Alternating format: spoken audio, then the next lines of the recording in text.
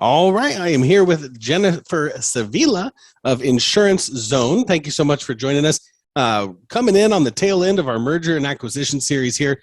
You guys, we've heard from a lot of different folks who buy insurance agencies, right?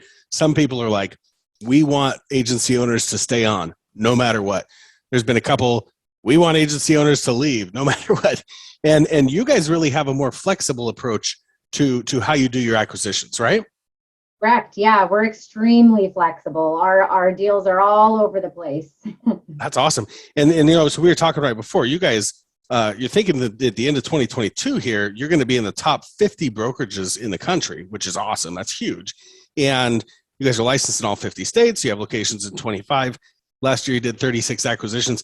Tell me about when Inszone goes out looking for agencies, or agencies come to you, and that connection process starts of looking at an acquisition. What are you looking for in agencies? We're looking to, honestly, to be additive. So a lot of the bigger guys that are out there that will be joining in the top 50 brokerage firms this year are really looking for high commission volume type agencies that have a higher transaction commission. We're really looking to be additive to the everyday independent community-based independent insurance agency. We want to make certain that, the core focuses and the legacies, they all remain in place and really just be there to support the growth strategy that was initially intended. So I would consider us more of a transaction type of agency. We love the mom and pops. Yes, we have, multi-million dollar type clients, but typically they've grown with us. So that's kind of our forte. We're looking for the independent agency owners who are looking, to keep their legacy alive. Perfect. So let's say that I'm an agency owner and maybe I'm, not looking at retirement yet, because we just had a guy a couple episodes back that, he's looking at kind of all the market conditions, right? And he goes, gosh, they're perfect to sell. Like, you've got low capital gains tax, historically speaking. You've got, historic, valuations on agencies as far as the EBITDA multiples and things like that. So, even though I was 10 years out still, I'm looking at doing this now. So let's say that an agency owner like that comes to you at Inszone and says, hey, Jennifer, I'm interested in looking into this.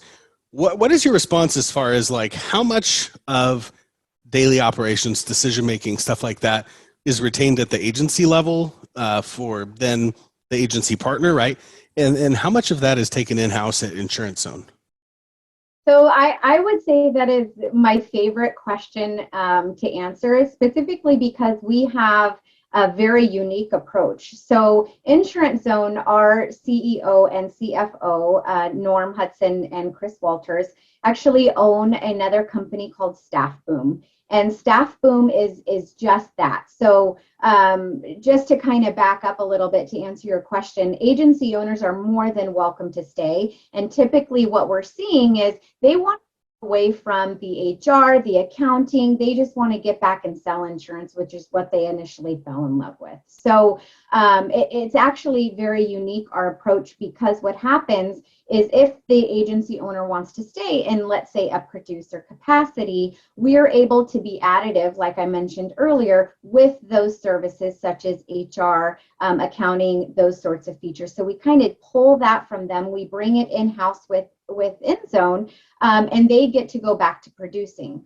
With that being said, with the Staff Boom concept that we have, that Staff Boom concept is a back office support that is non-customer interfacing. And what they do is they basically help with the ancillary items such as certificates and accord forms and all the things that are really not revenue generating, but which allows that producer to, but time consuming nonetheless.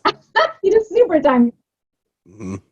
Producer to be forward facing in a revenue generating posture with their client more time of the day. So in addition to kind of taking those responsibilities off that the agency owners, want to get away from, and get back into that producing type capacity, and also taking those ancillary, duties and responsibilities away from them, they get back to doing what they love, and they get to do it a lot more efficient than typically they're doing it now. So. Okay. Well, that's really cool. So is it kind of like an a la carte type of deal where you can say, I'd rather retain this, but I want to give this up, and you can kind of work that out? So we are fully integrated. We work on Applied and Epic. So about, 60, 90 days typically after we do acquire an agency, we kind of fully integrate them into our systems. We take off the back office support items like HR, accounting, those sort of things, and kind of run those in-house. We train them on our systems and those sorts of things, the efficiencies and how to run those daily operations. So I wouldn't say it's kind of a pick and choose boutique type style, but it is very, very upfront and communicated appropriately as to what that independent agency will be, how they will be run here in the future. So Sure. So and let's talk about, agency owners come to you and say, we're selling. Do you guys form a new corporation? They retain part ownership? Do they get some insurance zone stock maybe options? And then what are we seeing as far as the growth of, because obviously you guys are growing like crazy, right? And that comes from the agency level of the folks that are coming in and growing. We heard a couple episodes back in the series from a player out of Seattle that's huge, and they grew. They were 80-year-old agency, got acquired. They grew more post-acquisition in 5 years than they had in the 80 years predating. And so, we're seeing that this model works, right? It's just a matter of finding the fit for your agency. So tell me about some of the added resources that agency owners get coming into Insurance Zone, and then some of the growth that you're seeing of those agencies that are coming on board, and then throw in the stock options there and stuff like that on how you guys structure them. Of course. So all of our deals are structured a little bit different. Of course, it's very typical to have, the purchase price. We do have stock option membership available depending on the deal. We have earn-out opportunities if you do decide to stay as an agency owner. We have employment options, those sorts of things. But typically, because of those back office resources that we have, the streamlined efficiencies that have been proven, and to be fair, the carrier access that we bring that complements the agency itself, plus, the increased contingencies and the commission rates and all the things that we have relationship-wise with our carriers, it's not impossible for a one-stop shop to be able to increase their efficiencies and contingencies and carrier relationships to the level that we have. So those resources. The growth, specifically the retention itself, just because of that back office support, doing the certificates, which, if you take a commercial client, typically they leave because the carrier access might be limited or the pricing. And then typically it's the service thing. And a lot of times it's certificates or billing questions or issues or things like that. Those are all mitigated with the resources that we bring to our partnering agencies. There's really no service issues. We have almost every carrier you can possibly think of, and if we don't have it, it won't be a problem to get it, and then the ancillary items that typically frustrate some of the clients, like the certificate requests, the quickness and efficiencies, we mitigate all those. So the growth it is exponential, we're seeing. Sure. And so, it sounds like that just due to increased, because the earnouts obviously are dependent upon growth, dependent upon profitability. And a lot of times, for over maybe 3% or 5% or whatever the growth target is, you get $3 for every dollar the agency generates or something like that. Sounds like maybe right out of the gate, between maybe some increased commissions, some, doing a little better on the contingency bonuses, stuff like that. Like, there may be some profitability without writing any new. You're going to write new business, but just anyway, right?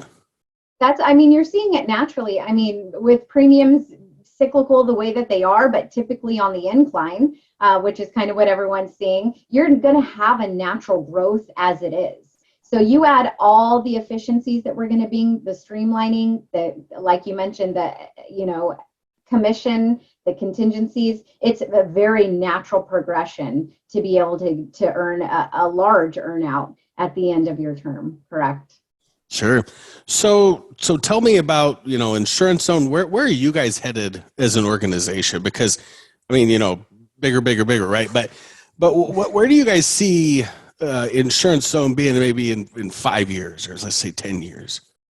Oh man, so we will be in all 50 states physically. And that is really, really important for us, specifically because, there's local and regional carriers that are vital to that specific community, whether it be coverage or, influence in the area, those sorts of things, pricing, verbiage and the policies. Those regional carriers are very important. And as we know, you have to primarily be in a physical location in order to service your clients and also the carrier relationships appropriately. So we will be in all 50 states. Obviously, I would love in the next 5 years that's kind of our target, but we are looking to expand physically throughout all the 50 states, and we're getting close. That's really cool. Yeah. So, homeowners markets in Florida. Do you guys have those? Anyone? The homeowners markets in Florida? Right now, we're actually not in Florida. That is not a market that we have gone into just yet. There are some, areas that it's very strategic to enter specifically, again, because you have to be good at what you do. Right. And that's not a market that we have entered just yet. Okay. Because I know we got a lot of Florida agents to listen to us, and they might sell you their agency just to have access to homeowners markets. You never know, right? Oh yeah. I mean, the right agency will bring us in, but again, it's, it has to be very strategic, and that partner has to be appropriate because we want to be additive. Mm-hmm. And it's very important for us not to just be randomly out there buying agencies just because. No, absolutely. I think that's really what we've discovered is there's a whole menu of options available to agency owners that are looking to partner or become acquired or whatever. And then likewise, right, for you guys that are in the position to, purchase these agencies, acquire them, there's a whole variety of agencies out there. And, picky's not a bad thing because there's plenty of options. There's plenty of, both sides of the equation. So making sure the fit is right benefits everybody in the end.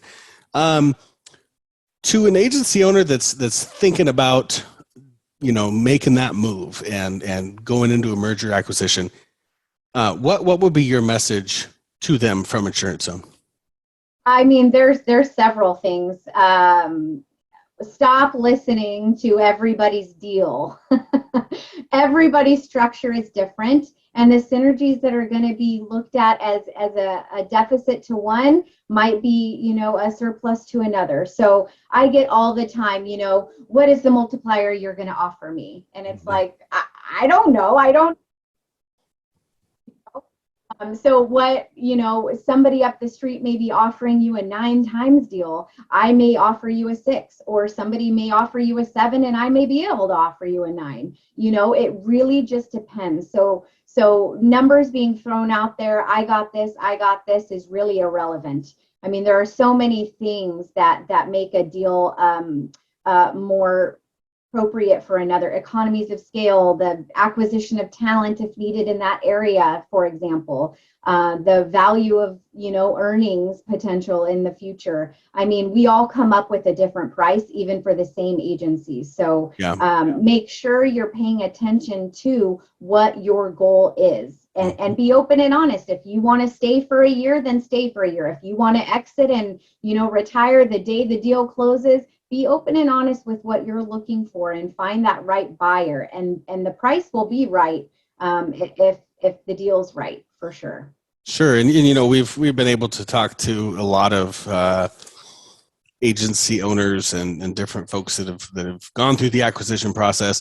And that's one of the things that I know, myself, is that you look at, if you're just looking at the number, there's a lot of truth to what you just said for people that are out there listening. If you're going for the top multiplier, how the deal is structured can make all the difference in the world. Because, if you've got a, 8 times multiple, 9 times multiple, and, you've got, the percentage being paid up front, a percentage being paid on an earnout contingent upon all these different things, especially if you're stepping out all the way, there's so much that can hinge on the success of what you built that, if you're getting the 7 times multiple up front, maybe that makes a lot more sense than gambling on the back end. And, you look at these deals, 2-3 years down the road after they're closed, and maybe the deal that was that appeared to be most profitable on day one actually was in fact not the most profitable in hindsight. We see it all the time. We see Yeah.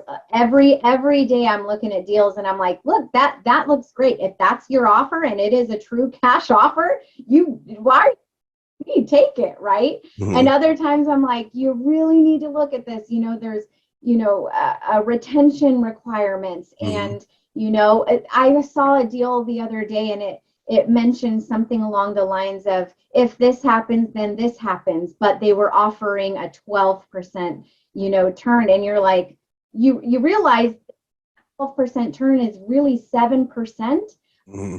of stock options if the stock option performs like it's projected, which who's projecting it, because it's private stock option. So it's like, please read it very carefully, and you're 100% accurate. The price today isn't always the price, in 2 years, and that verbiage is vitally important. Mm-hmm. Well, and looking at how many of the systems, especially for people stepping away completely, or people staying on board, right? I guess either way, the systems and processes that'll stay in place, how much control stays at the local level with decision making, with staffing, with keeping, the guy that does renewals or gal that does renewals on the renewals, not making a bunch of staffing shuffles and stuff like that. It's all key to our growth when the agency is privately owned at the local level, and then maybe arguably even more imperative to growth once the acquisition takes place. So, Jennifer, thank you. Go ahead. Yeah, I was going to say you are 100% correct. We see it often. Acquirers or buyers will come in. They'll wipe out all liabilities. I mean, the employees, everything. They bring in their people, Mm-hmm. and it just ruins. It ruins it. How are you going to have a positive retention when you just took out 5 of the agents who have the relationships with their clients? Right. So we always do our best to keep all employees. It's our intent to bring the entire team on board and really be additive and not change things up. You're doing it right. Why would we change it? Yeah. I mean, if it's an asset good enough to purchase, right? It's an asset good enough to keep how it is. But I guess you find out a lot of things post acquisition. So I'm assuming that if somebody's coming in, you've got a lot of agency owners that can say, been through the process with Inszone for this amount of time. They're true to their word, right? Yeah, and that's important. I mean, you don't get out there and start acquiring to burn your bridges. That's for sure. Our deals are always clean. We have an extensive referral list. We have people who have walked away. One of the things that I love to say is, you retire to something, not from something. And we want to help that transition happen. So we have an extensive, list of referrals where, the agency owner has exited, where they've stayed, where their whole team has stayed. And we're happy to connect any, people who are looking to sell with those referral lists, just to get an idea of who we are and what we're about. Sure. If somebody wants to get a hold of you, how do they do that? You call me, you email me, you do whatever it is you need to do to get in contact with me. I don't know if we can link something or that sort of thing, but my email is just jsevilla@inszone.com. My cell phone number, text me, call me, is 951-990-6374. Go on our website, it's insurancezone.com, and I'm happy to have a discussion with anyone who has questions. Well, we certainly appreciate it, and wish all the best for you and Inszone in the future. Of course. Thank you for having me. Thank you.